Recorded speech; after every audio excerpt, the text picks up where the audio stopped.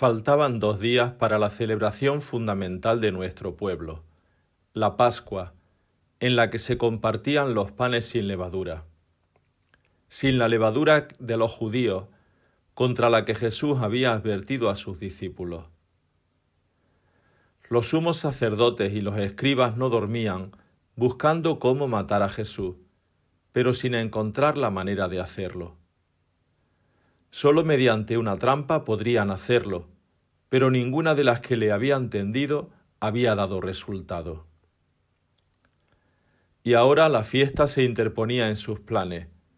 Si intentaban apresarlo entonces, el pueblo podía tener una reacción violenta. Era un contratiempo para sus planes tener que aplazar su prendimiento, pero no tenían otro remedio.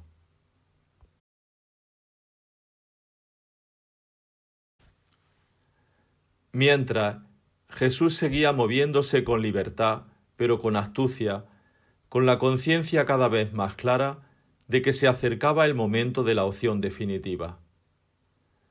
Betania, lugar de amigos, era su refugio cada vez más necesario, y un tal Simón que había curado él de lepra lo invitó a comer. Estaban recostados a la mesa, a la usanza judía, cuando se acercó una mujer con un frasco carísimo de perfume de nardo, un frasco de alabastro sellado, y quebró el frasco y lo derramó sobre su cabeza, en un gesto de unción con el que tal vez ella quería significar que era el Mesías, el ungido, que eso es lo que significa la palabra en hebreo. Era un gesto de exceso, de algo sobreabundante, algo que no se mide. No se usan así este tipo de perfumes, sino que se emplean en cantidades pequeñas. Nunca habían faltado los que espiaban a Jesús para criticar lo que hacía o dejaba de hacer. Ahora, en tiempo de contradicción, hubo muchos, incluso algunos de sus discípulos, que empezaron a criticar a la mujer indignados por aquello que consideraban despilfarro. No habían comprendido su sentido simbólico. Y empezaron a racionalizar. ¿A qué viene ese despilfarro de perfume? Bien se ven las intenciones de esa mujer. Además, si Jesús dice preocuparse por los pobres, tendría que haberlo impedido. Bien podía haberse vendido por más de 300 denarios, casi un año de salario, para repartir ese dinero entre los pobres ahora en tiempo de Pascua. Jesús salió en su defensa. Dejadla en paz. ¿Por qué la criticáis y molestáis? Ha hecho algo bueno conmigo, cuyo sentido ni siquiera entendéis. Daos cuenta de que a mí no me tendréis siempre con vosotros, porque me van a matar. Ante eso ella ha hecho lo que ha podido, anticiparse a embalsamar mi cuerpo para la sepultura. Jesús estaba dándole un vuelco al sentido de aquella unción. No era unción de triunfo, sino anticipación de su destino. Interpretándola así la transformaba en una acción profética y simbólica, en su intento de quitar ambigüedades a aquel momento y de disipar las ambiciones de los discípulos. Y siguió: no pongáis de pretexto a los pobres, siempre los tendréis con vosotros, y podéis ayudarles con vuestros propios bienes cuando queráis. No penséis en lo que otros han de hacer para socorrerlos. Hacedlo por vosotros mismos, como es vuestra obligación. En cuanto a ella, os aseguro que dondequiera que se proclame la buena nueva que he venido a anunciar, se hablará de ella y de lo que ha hecho conmigo, y no se perderá el recuerdo de su acción.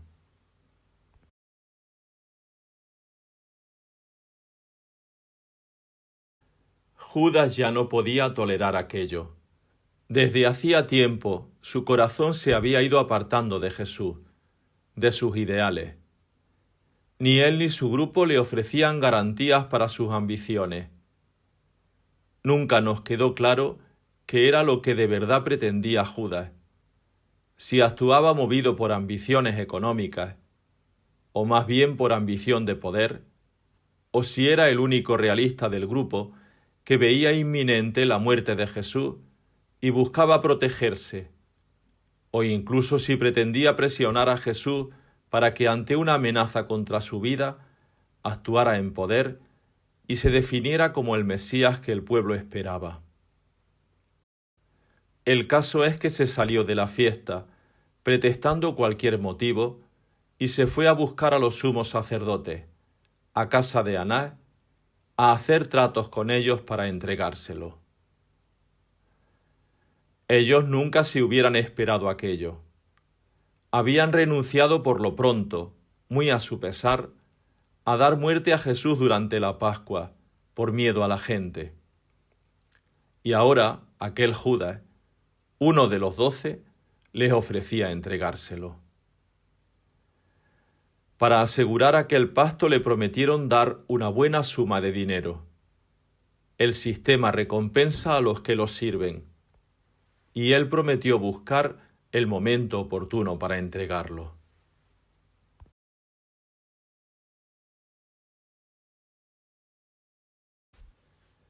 Llegó la víspera de la Pascua, el primer día que se hacían los panes sin levadura, el día que se llevaban a sacrificar los corderos.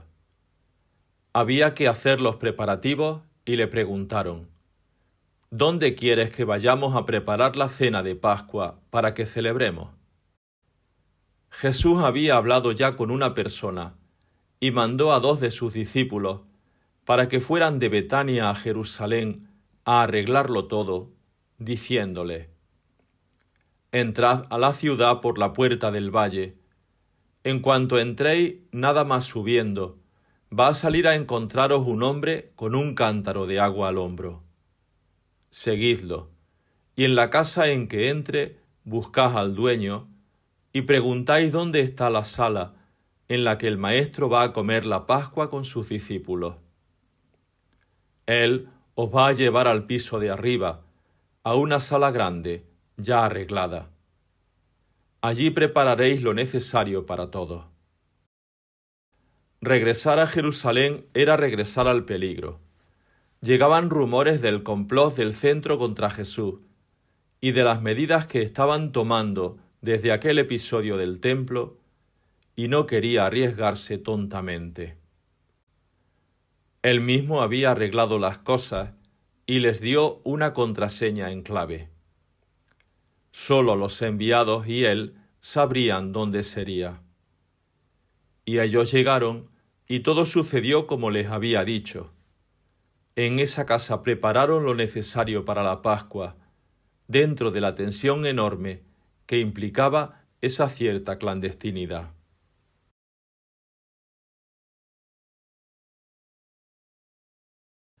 Ya atardecía.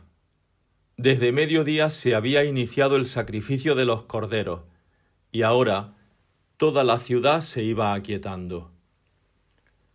Comenzaba la fiesta judía por excelencia. El recuerdo de la salida de Egipto era el fundamento de la conciencia judía de ser pueblo de Dios, pueblo liberado. Millares de peregrinos de todo el mundo llegaban a Jerusalén. Después de la purificación ritual venía el sacrificio del cordero, que sólo podía ser hecho en el templo y comido dentro de las murallas. Llegó Jesús junto con los 12 a la casa que le habían prestado y subió a la sala preparada, en la que comerían juntos, como signo de amistad y de fe común en la liberación de Israel. En otros cuartos había otras familias de peregrinos, preparándose también para iniciar la celebración. Se formaban grupos de 10 al menos, dado que no podía quedar nada del cordero sacrificado para otro día. La cena se debía alargar hasta la medianoche. Antes, nadie podía salir de Jerusalén. Ya se oían los cánticos y alabanzas a Dios.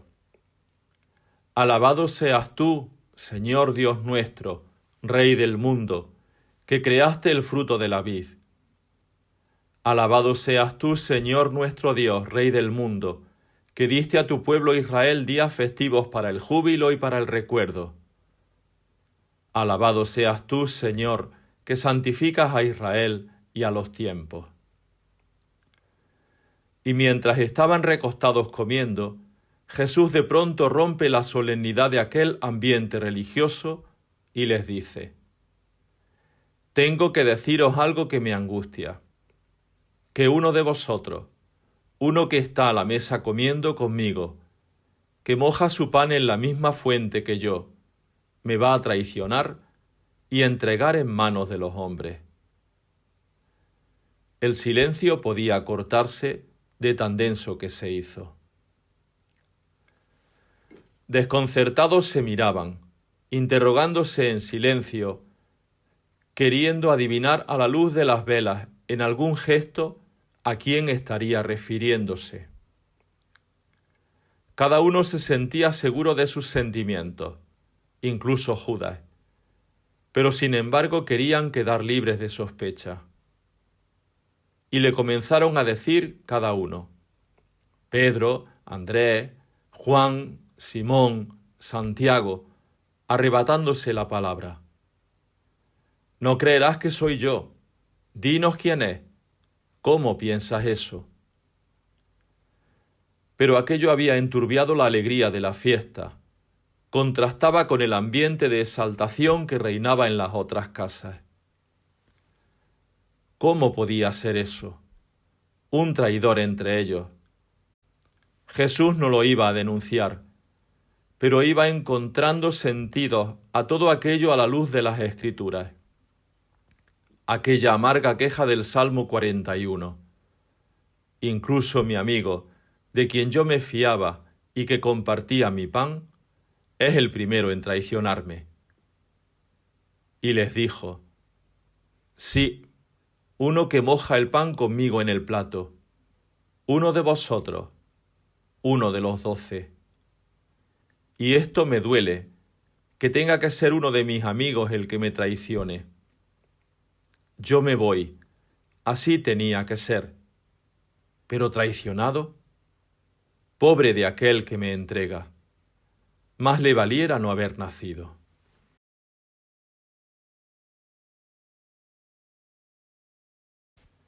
Seguían comiendo en silencio.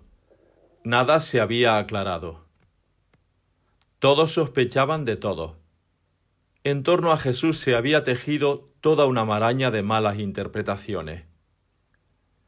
Él había hablado de Dios como papá y lo acusaban de blasfemo. Miraba por la vida de los pobres y le decían endemoniado. Compartía su pan y querían hacerlo rey. Curaba y lo miraban como impuro y lo tachaban de loco. Anunciaba el reino y lo aclamaban como el Mesías que encabezaría la revuelta contra Roma.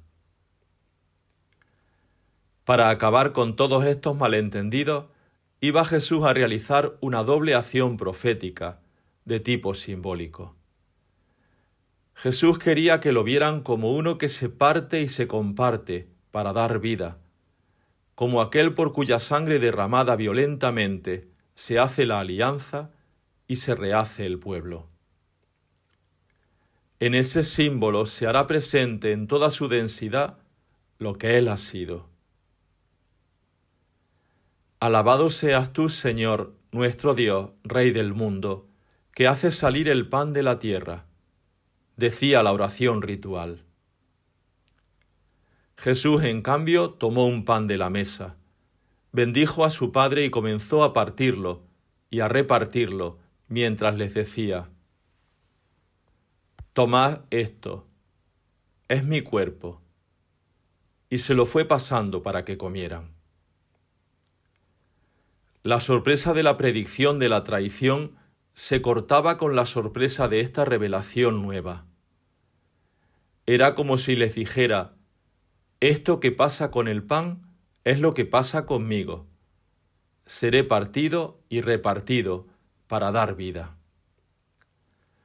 como si para aclarar el sentido de su vida les dijera: como este pan, jamás he buscado nada para mí, solo he buscado dar vida.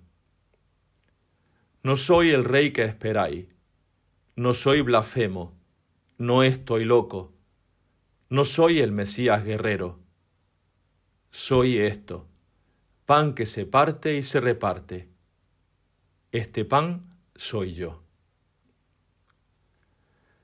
Y antes de cantar el gran jalel, pidió una copa llena de vino, y consciente del giro trágico que iba a tomar su vida, les dijo: esto es mi sangre, la sangre en que se sella para siempre la alianza de Dios con su pueblo, la sangre que se derrama por todos los hombres.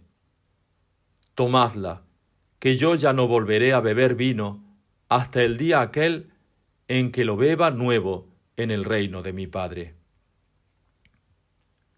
Expresaba Jesús su firme esperanza en la llegada del Padre y en su intervención en la historia. Y al mismo tiempo les descubría el sentido de su vida.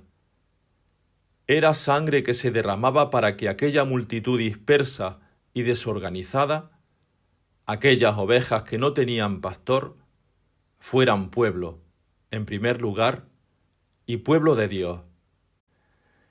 Y al invitarlos a participar en su sangre, los invitaba a asociarse a su misma causa y a asumir su mismo destino.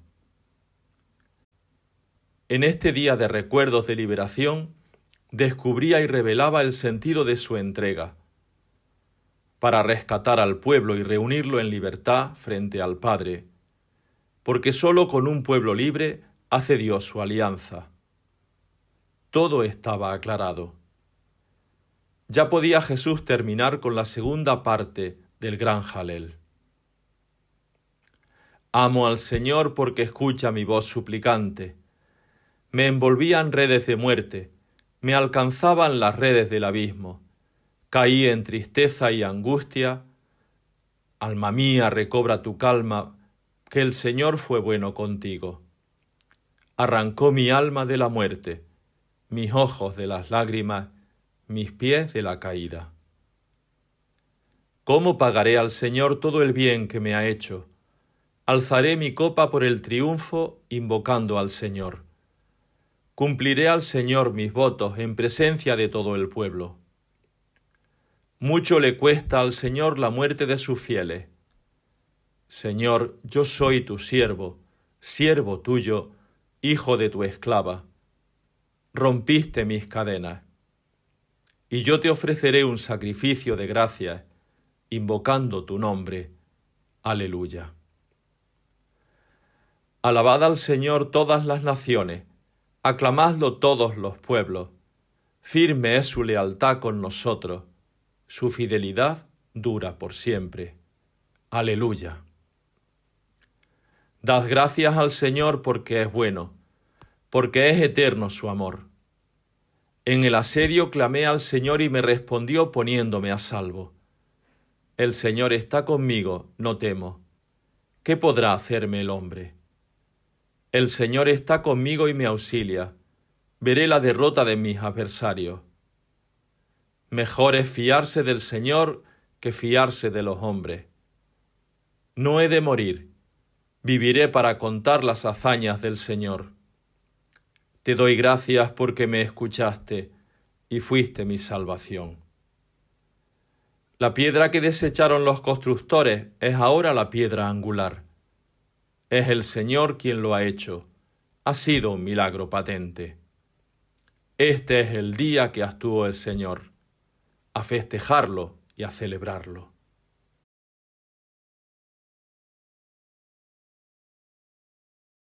Una vez que terminaron de cantar los himnos, pasada la medianoche, atravesaron la ciudad y salieron por la puerta dorada, la que da al oriente hacia el monte de los olivos. Entre la bajada del torrente Cedrón y la subida no hay más de media hora. Para ese momento ya la luna llena iluminaba en plenitud toda la montaña.